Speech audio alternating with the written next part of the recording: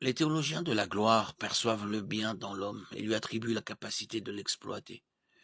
Ils croient qu'il reste après la chute une certaine capacité à préférer le bien au mal et à choisir le bien.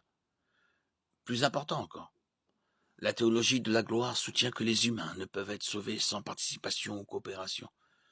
Il s'agit en fait du débat classique entre les œuvres et la foi, longtemps alimenté par une mauvaise compréhension de certains passages du livre de Jacques.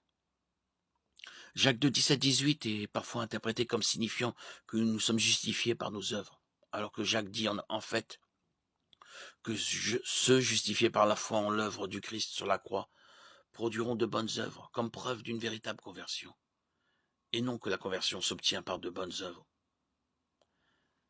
Il convient de noter que la théologie de la croix n'est pas l'idée sentimentale selon laquelle Jésus est plus attirant pour nous parce qu'il s'identifie à nos épreuves et à nos tribulations. S'il est vrai que Jésus s'est identifié à nos souffrances, celles-ci ne sont pas pour autant rendues plus nobles.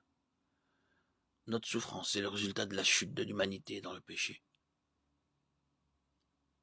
Alors que la souffrance de Jésus était celle d'un agneau innocent tué pour le péché des autres et non pour le sien.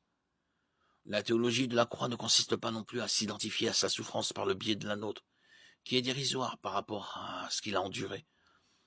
En fin de compte, Jésus a souffert et est mort parce que personne ne s'est identifié à lui. Le peuple s'est écrié « Crucifie-le ».